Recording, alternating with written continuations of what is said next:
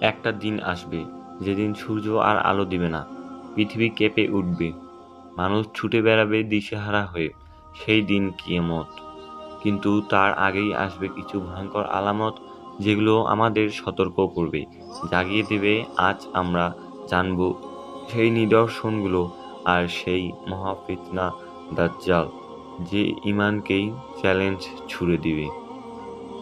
প্রথমে দেখা দেবে কিয়ামতের ছোট ছোট চিহ্নগুলো। আর আশ্চর্য হলেও সত্য, এই চিহ্নগুলো ইতিমধ্যে আমাদের চারপাশেই দেখা যাচ্ছে।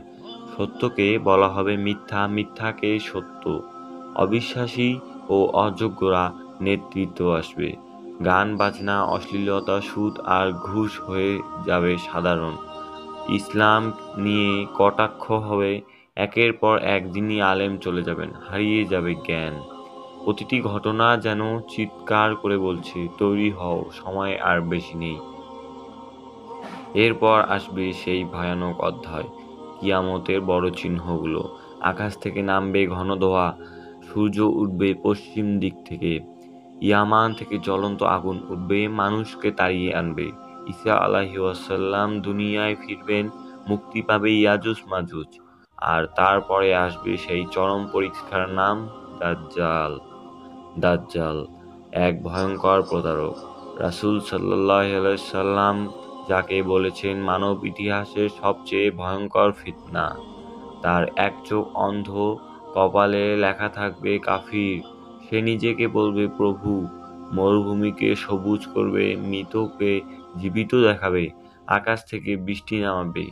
এই অলৌকিক দিয়ে সে ধ্বংস করবে মানুষের ঈমান।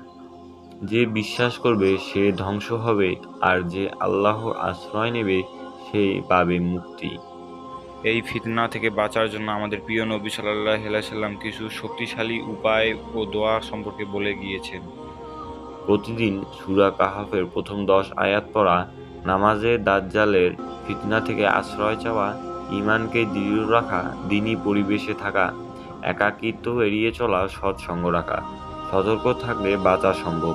বিশ্বাস আর প্রস্তুতির মাধ্যমেই হবে মুক্তি। প্রিয় ভাই ও বোনেরা, এই দুনিয়া চিরস্থায়ী নয়। একটা দিন সবকিছু শেষ হয়ে যাবে, কিন্তু ঈমানদাররাই পাবেন আল্লাহর রহমত। এই ভিডিও যদি আপনার অন্তরকে ছুঁয়ে যায়, তাহলে লাইক দিন, কমেন্ট করুন আর শেয়ার করুন, যেন আরও কেউ সচেতন হতে পারে। আর এমন আরও অনেক হৃদয় ছোঁয়া ইসলামিক বার্তা পেতে আমাদের চ্যানেলটিকে সাবস্ক্রাইব করতে ভুলবেন না। আল্লাহ আমাদের সবাইকে ফিতনা থেকে রক্ষা করুন। আমিন।